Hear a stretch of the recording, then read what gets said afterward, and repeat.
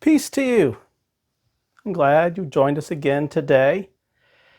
And again, whether you're watching on our YouTube or listening to our podcast, it's my hope that you'll find this a time of blessing, insight, and encouragement. I'm Matt Henderson, pastor of First Presbyterian Church of Clarkesville, Georgia. Today, this is our special midweek connection. It's an extra opportunity for us to examine our theme in Scripture for the week a little more closely. Today, we're continuing with our series, Wisdom is Calling, Uncommon Sense for the Church Today. We've been exploring three collections of biblical wisdom, from the Proverbs, from Ecclesiastes, and now we're in Job. We return today to the text we discussed on Sunday, the first two chapters of Job. Today, with the focus this time on the character of the accuser, or the Satan. Many of the modern translations, the NRSV, the ESV, the NIV, for example, decide to translate it as a proper name, Satan. But in the original Hebrew, this is not written as a proper noun, not simply Satan, but rather with the article, the. In Hebrew, ha-Satan. I'll read it this way as we read the text again from Job chapter 1 and 2. There once was a man in the land of Uz, whose name was Job. That man was blameless and upright, one who feared God and turned away from evil. There were born to him 7 sons and 3 daughters. He had 7,000 sheep, 3,000 camels, 500 yoke of oxen, 500 donkeys, and very many servants, so that this man was the greatest of all people of the East. One day, the heavenly beings came to present themselves before the Lord, and the accuser, the Satan, also came before them. And the Lord said to the accuser, "Where have you come from, accuser?" The accuser answered the Lord, "From going to and fro on the earth, and from walking up and down on it." The Lord said to the accuser, "Have you considered my servant Job? There is no one like him on the earth, a blameless and upright man who fears God and turns away from evil." Then the accuser answered the Lord, "Does Job fear God for nothing? Have you not put a fence around him and his house and all that he has on every side? You have blessed the work of his hands, and his possessions have increased in the land. But stretch out your hand now and touch all that he has, and he will curse you to your face." The Lord said to the accuser, "Very well, all that he has is in your power, only do not stretch out your hand against him." So the accuser went out from the presence of the Lord. Let's pause here for a moment. What we've given witness to, this scene of the council room of heaven, appears to scholars similar of ancient Persian courts, where the figure of the accuser or the adversary served as the king's ears and eyes, informed the king of the people's wrongdoing. The accuser served at the invitation and authority of the king, going to and fro throughout the kingdom, walking up and down, looking for threats against the king's honor. The adversary or accuser was subordinate to the king and defends the king's honor by exposing those who pose a threat to it. In that sense, he is not the king's adversary, or in this case, God's adversary, but the adversary of sinful or corrupt human beings. Now, there's a similar biblical account given by the prophet Zechariah. Zechariah chapter 3. Zechariah says, "Then he showed me the high priest Joshua standing before the angel of the Lord, and the accuser, the Satan, standing at his right hand to accuse him. And the Lord said to the Satan, 'The Lord rebuke you, O the Satan. The Lord who has chosen Jerusalem rebuke you. Is not this man a brand plucked from the fire?' Now Joshua was dressed with filthy clothes, and he stood before the angel. And the angel said to those who were standing before him, 'Take off his filthy clothes.' And to him he said, 'See, I have taken your guilt away from you, and I will clothe you with festal appeal.' And I said, 'Let them put a clean turban on his head.' So they put a clean turban on his head and clothed him with the apparel, and the angel of the Lord was standing by." In Zechariah, God rejects the accuser's indictment. In Job chapters 1 and 2, Yahweh and the accuser take opposing views at first on the character of Job and what to do. One other biblical text that you might find interesting, it might lend some understanding to this curious character. It comes from two parallel accounts of David's census. The first is from 2 Samuel chapter 24.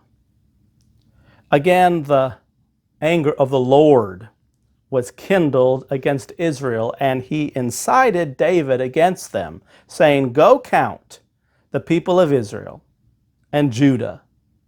So the king said to Joab and the commanders of the army who were with him, "Go throughout all the land, the tribes of Israel, from Dan to Beersheba, and take a census of the people, so that I may know how many there are." Now, the parallel account of this census from 1 Chronicles chapter 21. Satan stood up against Israel and incited David to count the people of Israel.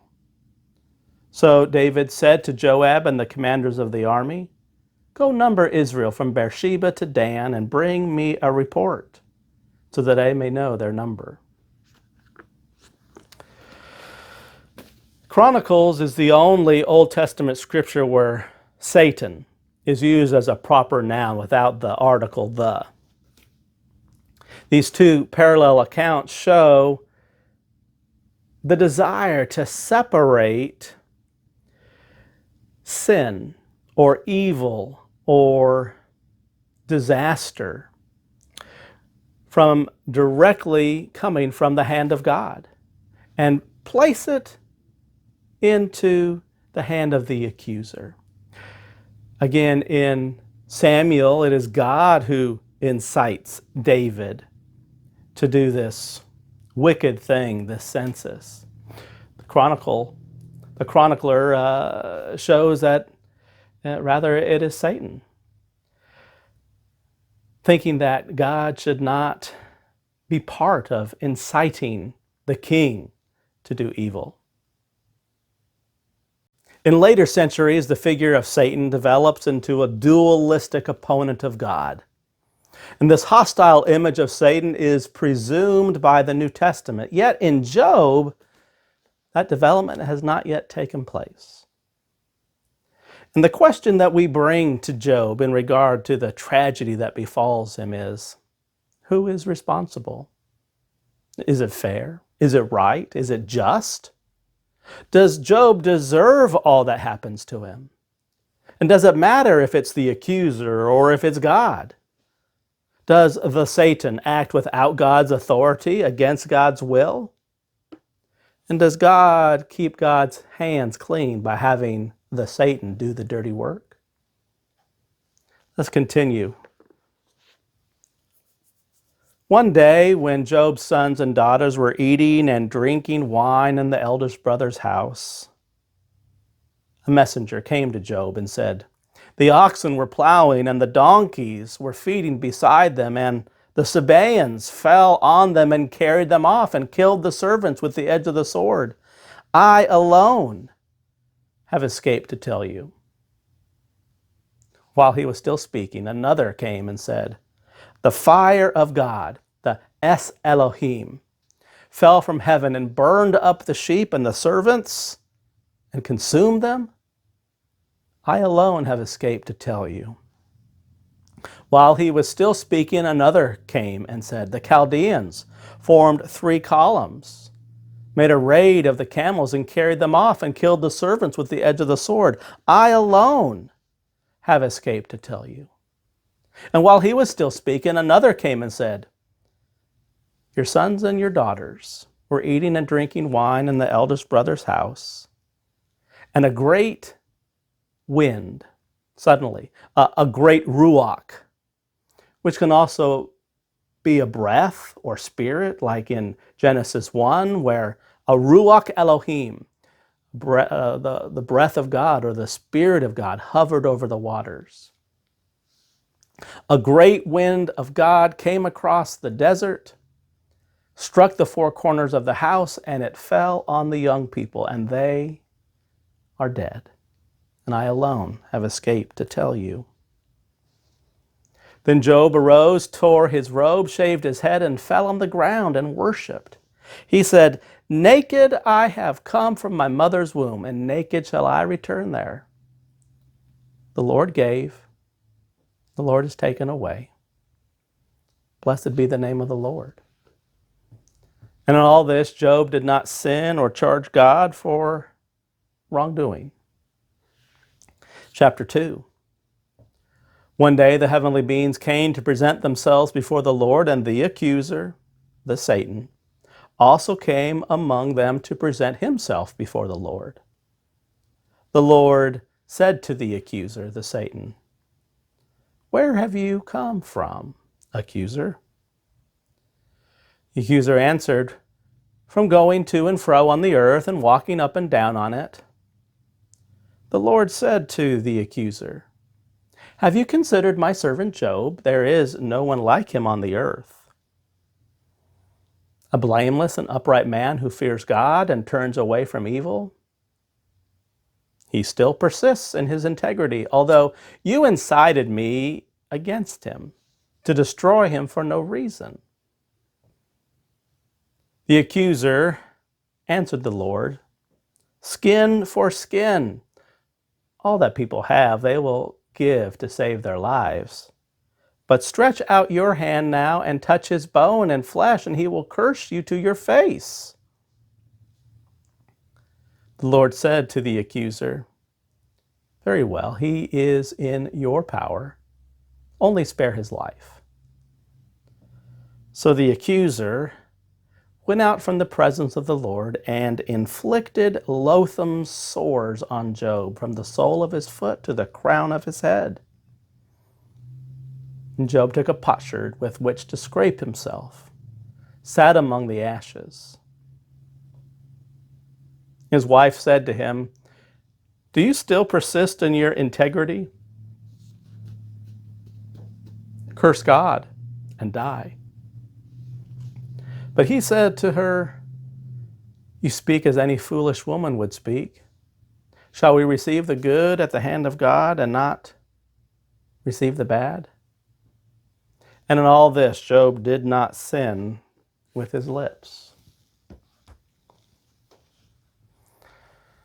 On Sunday, we'll turn to Job's cries of lament, his plea for an audience with God, and his accusations against God for these unfair, these unjust, evil, even acts against him. If you want to read ahead, they'll come from chapters 3, 7, and 9. Now, the text of Job differs between the first 2 chapters that we've been reading and the later 38. The first being written in prose narrative, the later being in a stylized poetry. But I hope you'll join us on Sunday at 11 a.m., either in person or live streamed later on our YouTube channel, or even through our podcast. And until then, thank you for joining me in studying this and the many questions of Job. May you continue to seek after the God of deep complexity, who transcends the easy answers this world would like for us to settle for. And the God that we discover in the Bible sometimes surprises us, sometimes unsettles us, even confuses us. But through this discovery, I believe we gain a deeper appreciation for who we are and what God desires for us all. The peace of Christ be with you.